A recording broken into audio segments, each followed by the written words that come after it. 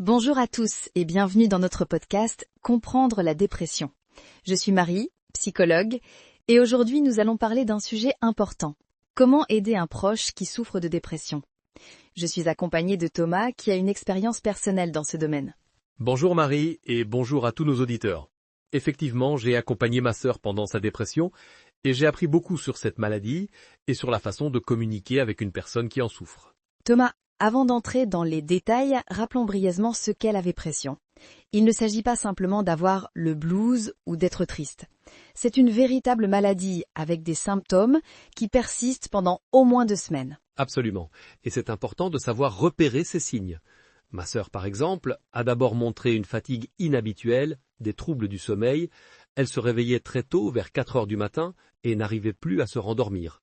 Elle avait aussi perdu l'intérêt pour des activités qu'elle adorait avant. Ces signes sont effectivement caractéristiques. On observe souvent une tristesse persistante, une perte d'énergie, parfois des troubles de l'appétit, avec une perte ou une prise de poids.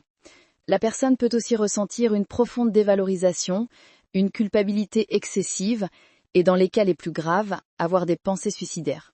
C'est exactement ça. Et en tant que proche, on se sent souvent impuissant. On ne sait pas quoi dire, quoi faire.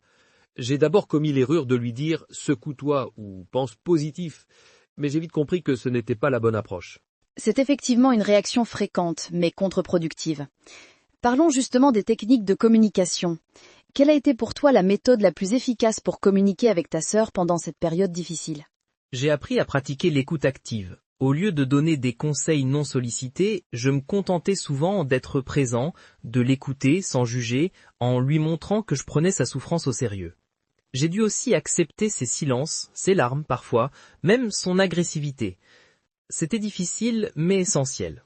L'écoute active est en effet primordiale. Il est important de valider les émotions de la personne sans pour autant valider les pensées négatives qui accompagnent la dépression.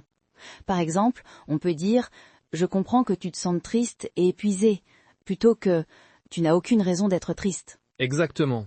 Une autre chose que j'ai apprise, c'est l'importance de proposer une aide concrète et spécifique. Plutôt que de dire « dis-moi si je peux t'aider », ce qui met la charge sur la personne dépressive, je proposais des actions précises. Je peux t'accompagner chez le médecin jeudi ou je vais préparer le dîner ce soir. C'est une excellente approche. Les personnes dépressives ont souvent du mal à prendre des décisions ou à demander de l'aide. En proposant une aide spécifique, on leur facilite la tâche. Il est également important d'encourager la personne à consulter un professionnel de santé, car la dépression nécessite un traitement adapté, qu'il soit médicamenteux, psychothérapeutique ou les deux. Oui, et c'est là que le soutien des proches est crucial. Ma sœur était réticente à l'idée de consulter au début. J'ai dû faire preuve de patience, lui expliquer que la dépression est une maladie comme une autre, et qu'il n'y a pas de honte à se faire aider. J'ai même proposé de l'accompagner au premier rendez-vous. La patience est effectivement une qualité essentielle. Il faut aussi savoir reconnaître et valoriser les petits progrès. La guérison d'une dépression n'est pas linéaire. Il y a des hauts et des bas, mais chaque petit pas compte. Absolument. Je me souviens du jour où ma sœur a repris sa peinture, une activité qu'elle adorait avant sa dépression. C'était juste quelques coups de pinceau, mais c'était un signe encourageant. J'ai veillé à valoriser cet effort sans mettre trop de pression. C'est une très belle illustration de la façon dont on peut soutenir un proche. Pour résumer, les points clés sont reconnaître les signes de la dépression, pratiquer l'écoute active sans jugement, proposer une aide concrète, encourager la consultation d'un professionnel et faire preuve de patience tout en valorisant les progrès. Et j'ajouterai un dernier point. Prendre soin de soi-même en tant qu'aidant. Accompagner une personne dépressive peut être émotionnellement épuisant. Il est important de reconnaître ses propres limites et de chercher du soutien si nécessaire. Excellente remarque, Thomas. On ne peut pas être un bon soutien si on s'épuise soi-même. N'hésitez pas à délimiter votre disponibilité, à vous ménager des moments de répit et à chercher du soutien auprès d'autres proches ou de professionnels. Exactement. Aider un proche en dépression est un marathon, pas un sprint. Il faut tenir sur la durée. Sur cette note très juste, nous arrivons à la fin de notre podcast. Merci Thomas pour ton témoignage et tes conseils précieux.